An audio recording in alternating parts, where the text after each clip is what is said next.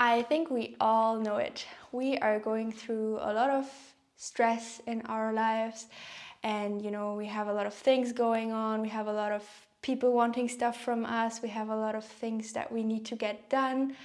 And in these periods, it can sometimes be tough to really relax and release stress and just be calm. So in today's video, I want to give you 5 tips on how you can deal with these kinds of situations and how you can release stress. So the first one, very obviously, this channel is all about diet. So the first point I want to mention is obviously nutrition and food. The foods that you put into your body will affect how much stress you experience. So if you put a lot of junk food into your body, a lot of burgers, ice cream, animal products, then you're obviously gonna have a lot of work to do, or your body is gonna have a lot of work to do digesting these foods. So you'll go through a lot of stress just digesting the food. And then on top of that, you have to deal with all the other, things that are going on in your life situation. So one of the easiest ways to reduce stress in your life is, changing the things you put into your body. If you put light foods in your body, like fruits and vegetables, or even simply cooked or steamed, veggies and roots, then you're gonna have a very easy time digesting these foods, and you can really focus your energy and, especially your body's energy onto all the other projects going on in your life.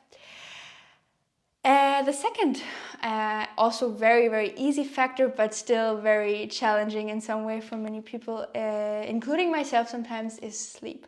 Of course, there's all these things we can do, like meditations and affirmations and yoga and all that kind of stuff. But the most efficient way we can, use to release stress, to get into a more relaxed state in our bodies, is sleep.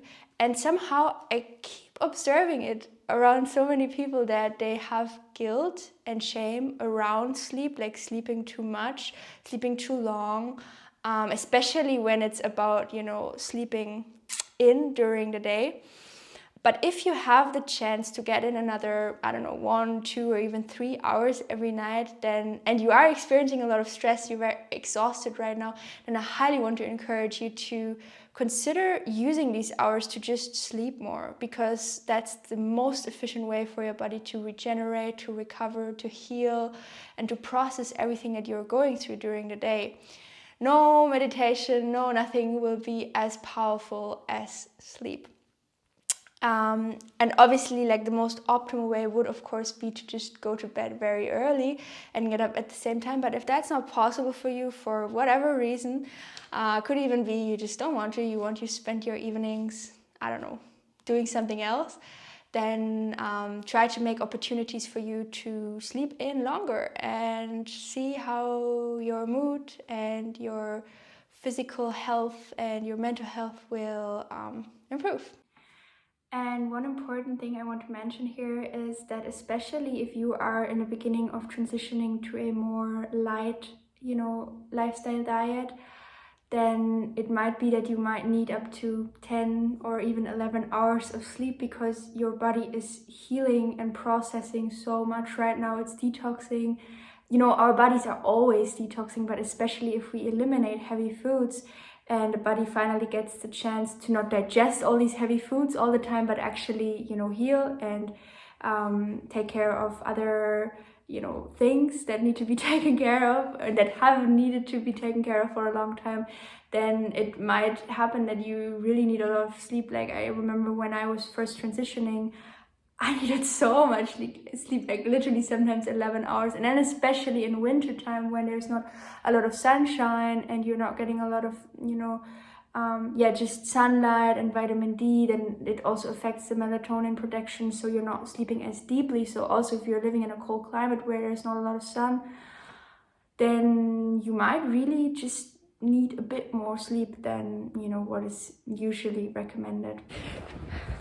I was just wondering about the video that I just filmed and decided that I want to summarize the whole point of the sleep. So what I'm really trying to say is that I want to encourage every one of you to really just allow yourself to sleep as much as you want without restriction, without any concepts in your head of how much sleep do you actually need, and just let all that go and really just allow yourself to sleep as much as you need.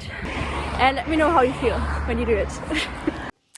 The third tip is yoga. Now, this is something that actually includes, doing. Not really, but in a sense, you have to say, okay, now I'm gonna put all other things aside and I'm gonna roll out my mat and I'm gonna do some yoga. But yeah, what really helps me when I have a lot of stress is yin yoga. So that's a yoga style where you're really relaxing and calming down the mind and the body. You're not really doing a lot of physical work.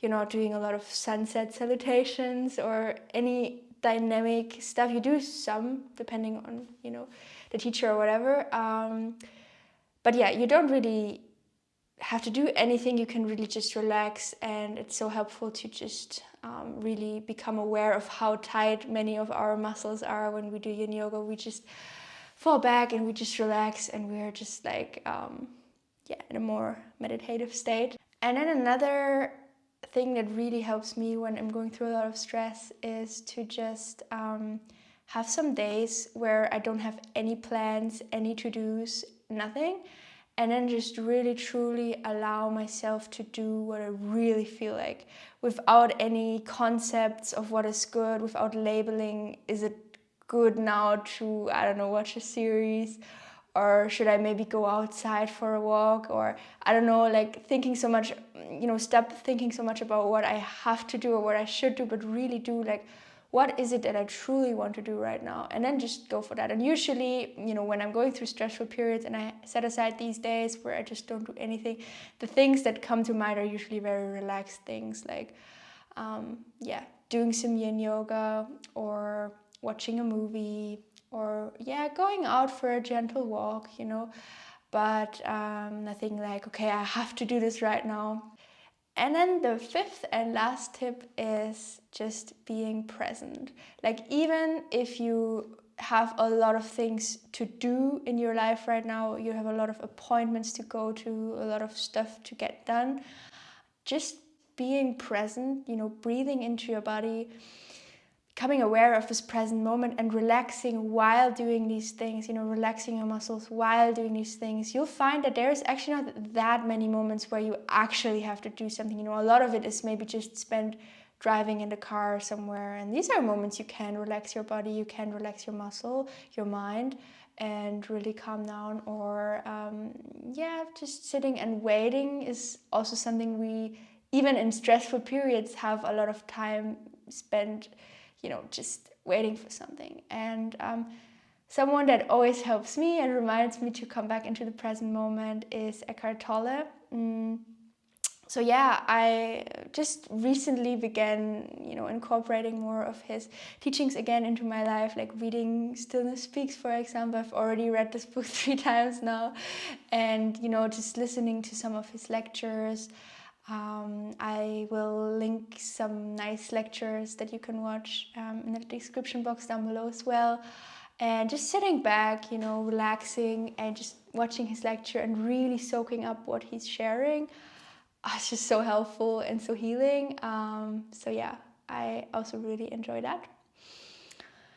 And that's pretty much everything I have to share for today. I hope you enjoyed this video, got something out of it, and I wish you a wonderful day. Bye bye.